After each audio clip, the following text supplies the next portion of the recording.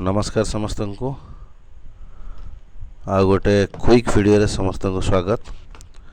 ये हूँ आज संध्यार गोटे ब्रेकिंग न्यूज़ जे जो 7 मास तले ओडिशा सरकार प्रतिश्रुति देइथिले जे सब स्कीमेटिक जूनियर टीचर अछंती तांको रेगुलर करा जिवो तो ताहा आज फाइनली सफल हेछि।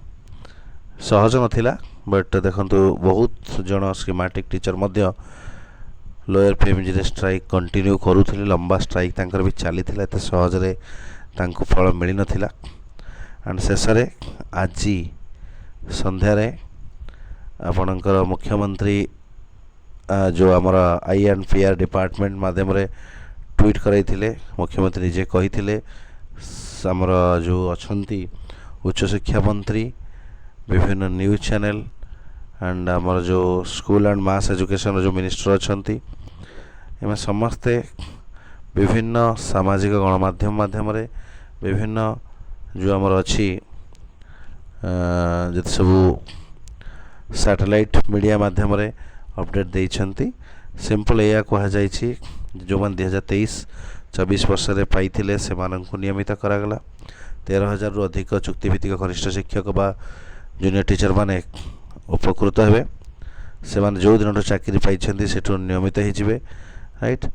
आउ से सबू नेशनल बेनिफिट पाइबे 2026 जनवरी पहला ठारू राइट। से माने रेगुलर दरमा एरियर इत्यादि सबू तांको मिल जिवो।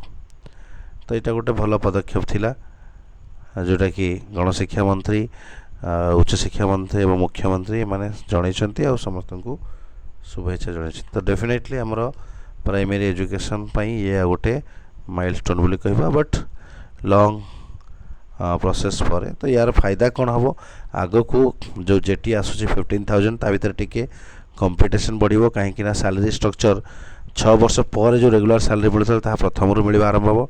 तेणुक डेफिनेटली कंपटीशन और करप्शन टिके मात्रा बढ़िबो। तो से जो मैंने भी आगू जेटी प्रिपेयर होती से टिके अधिक कष्ट करके प्रिपेयर हाँ पड़ो कहीं कंपटीशन निहाती बढ़ी एंड हल्का फुल्का करेक्शन माने करप्शन हम कहीं डे 1 रू रेगुलर सैलरी लगे राइट। ये video message. Thank you so much. Happy learning to all.